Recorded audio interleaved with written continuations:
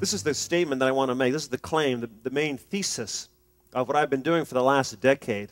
And this is a powerful statement, but I believe that the evidence will back it up. Evidence coming not only from our own laboratory, but other laboratories around the world who have been building upon our work and extending it and replicating it to various other populations in various other ways. That gratitude has a power. Power to do what? Gratitude, I believe, has the power to do three things: to heal, to energize, and to change lives. In fact, people do report a healing power to gratefulness, that it can heal them of past hurts, as well as give them hope and inspiration for the future. People report that it can change their lives, that it represents, in many cases, a turning of the mind to focus not on which one is lacking or deprived of, but which one has already. All right, so the definition of gratitude I want to share with you is very short, very simple, but it consists of two components. Number one, it's an affirmation of goodness. We affirm that there are good things, benefits, gifts, that life is good. Doesn't mean that life is perfect, that there are not some complaints, some burdens, some hassles of living as well. But all in all, as we look at our life as a whole, if we look at life accurately, we can identify a number of good things or some amount of goodness in our life. That's one step. Second step, though, is figuring out where that goodness comes from. We make an attribution, psychologists would say. We make a causal decision, inference. Where does this good stuff come from? Who do I give thanks to? If I am thankful, almost implies, doesn't it, a giver behind that gift. There's someone to give thanks to. Okay? And so we acknowledge or recognize the sources of this goodness are outside of ourselves. It wasn't anything that we necessarily did ourselves, right, which we might take pride in, let's say, or be happy, proud of something that we did.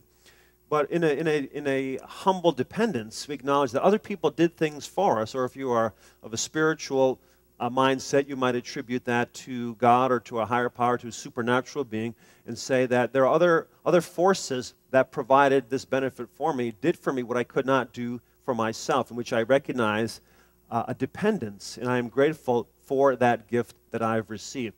Now, there's a distinction between feeling grateful, the short-term feeling, emotion of gratitude you might feel when you're given a gift, for instance. Someone provides you with a benefit. You feel thankful, and that can be a very powerful feeling. I don't want to minimize that one. But there's a difference between that short-term feeling and saying that someone is a grateful person, that they habitually look at life from a grateful focus or through gratitude glasses. That's very different, I think. So we could align the levels of gratitude on a continuum from the habit of saying thank you to a deeper, abiding sense of thankfulness for life as a fundamental life orientation. That's a different level of a degree of gratitude. So gratitude has complexity, it has depth to it. And the more I study it and read about it and talk to people, the more I appreciate that it's not a simple just being appreciative or being thankful, that there are many nuances and complexities to gratitude. And we're not creating grateful people through these experiments. We want to, though, I think that'd be the ultimate goal, is to help individuals develop gratitude more as a deeper orientation, as an attitude toward life, just because of those benefits that it seems to provide. What is a grateful person, you might say? Well, a grateful person is one who's able to receive, right, gifts that other people are providing for them, or life itself as a gift. The grateful person at this other extreme end of this continuum of gratefulness is one who accepts all of life, good and bad. Everything that happens, they see it as a gift or potential gift. That's what the grateful person is. Now, that's quite a bit different from journaling about all the nice things happening to you, but you have to start somewhere, right? And we want to assume that all people find it very easy to keep a journal or to even think in a grateful framework, because of some reason I'll talk about shortly some of the obstacles to gratitude, which seem so much easier and so much more automatic and habitual than grateful thinking. We've developed ways to measure trait gratitude, dispositional gratitude, a very nice short 6-item questionnaire we've used in a number of studies where we can identify more grateful and less grateful people. And we find, much like our intervention studies, that grateful people have advantages when it comes to success in life, that they tend to be happier, tend to be more satisfied. But they also are tended to be doing good things as well. It's not just feeling good that gratitude produces positive feelings, but also leads to doing good, leads to acts of generosity, to compassion. Grateful people are more forgiving. Grateful people are more pro-social.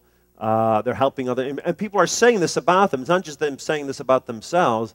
In our studies with the intervention, what we find when we sent surveys, questionnaires to spouses, roommates, partners, people who knew these participants well, and we asked them to rate how helpful has Henry been in the last week or so, and how much has they offered to take out the trash and all these things. And what they say is that they become, something's happened. I don't know what happened to Henry, but keep doing whatever you're doing, because he's a new person. He's changed now. He's become more outgoing, helpful, generous, charitable, and so on.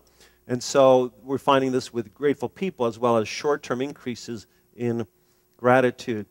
Well, I think that grateful and ungrateful people have different ways of looking at life. It's very hard, by the way, to find people who are very ungrateful. In fact, if you look, again, throughout the history of ideas, you see ingratitude being excoriated as a vice. It's one of the worst things people can say about you, that you're an ungrateful person.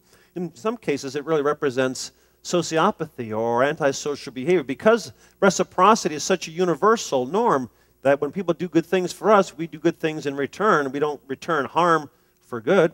And so it's unusual to find an ungrateful person, but there are ones who are less grateful, who have a different orientation toward life.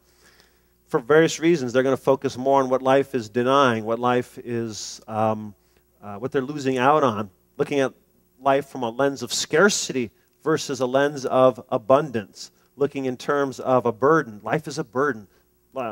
Focusing on deprivations, resentments versus life as a gift, satisfaction, what life is offering.